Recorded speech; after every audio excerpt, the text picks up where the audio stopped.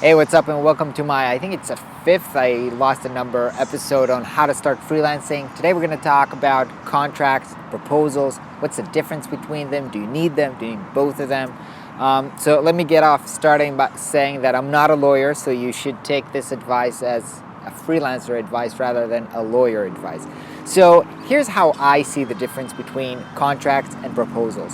Contracts are documents, are legal documents that are more focused on kind of like the terms of the deal. What's going to happen, who owes what, and all the legal terms.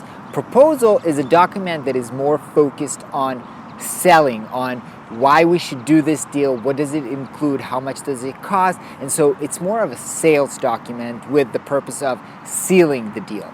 Now, a proposal also outlines the terms of the deal, kind of how much money it costs and the payment terms.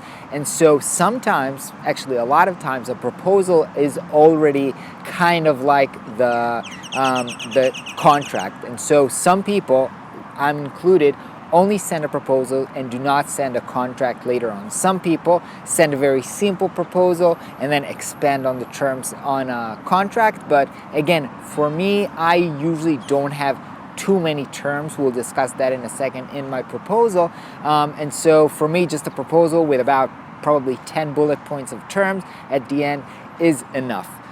Now, from my experience, I've been freelancing around maybe 15 years, and I actually never had a problem. Well, I'm very lucky that I never had a problem with a client not paying me, but never getting to a position of having to sue somebody in court.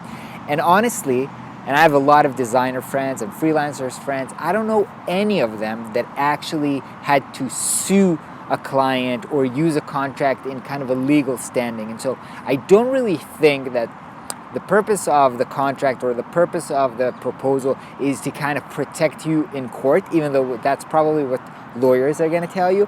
I think that this document is actually kind of like to set your expectations right, so that both sides know what's going to happen and that everything is going to be clear. Because when things are vague, when different sides of you and your client have different expectations, or you imagine the process of the work to be different, then this kind of might lead to tension or to conflicts. And so the purpose of this document is so that everybody is going to be clear on what's going to happen. And in that sense, I think a proposal or a contract really, really helps you out, and I always send them. Obviously, I'm using Prospero, our product, to send the proposal online, and it also serves, again, as a way to sell my services, so it looks great and clients think that I'm professional. But the core function of that is so that everybody knows what's going to happen. And I think that by having both sides sign on something, agree to something, that makes them both much more likely to agree to those terms and to actually do this, rather than if they don't do this. It's not because they're afraid that literally somebody's going to sue them in court. It's just because they've made a promise, they put their name on something, they gave their word, and so they're going to actually do this. And I think that if what you're worried about, and you should be worried about, is getting paid, how do I make sure that I'm getting paid, then the most important thing that you need to do is actually get a down payment before you start the project, because somebody who already paid you is much more invested in the project and much more likely to pay you quickly on the next time. Plus, you're already in their system, so it's much easier to pay you. And if somebody doesn't want to pay you upfront, maybe that's a red flag that this client might be problematic. So I think if what you're looking for is to protect yourself, then the most simple thing that you should do is get a down payment. But it's got actually nothing to do with the proposal or the contract.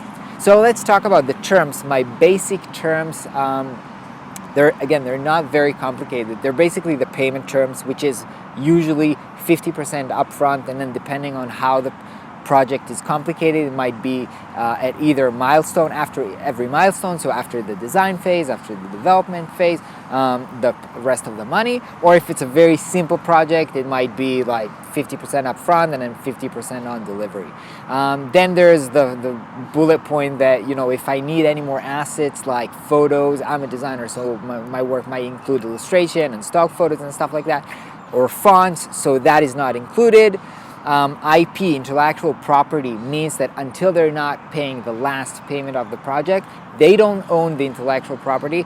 I own the intellectual property of the project, and then upon final payment, I transfer the intellectual property to them. Might be an idea for a different video to speak in depth about intellectual property. I'm not going to cover this right now.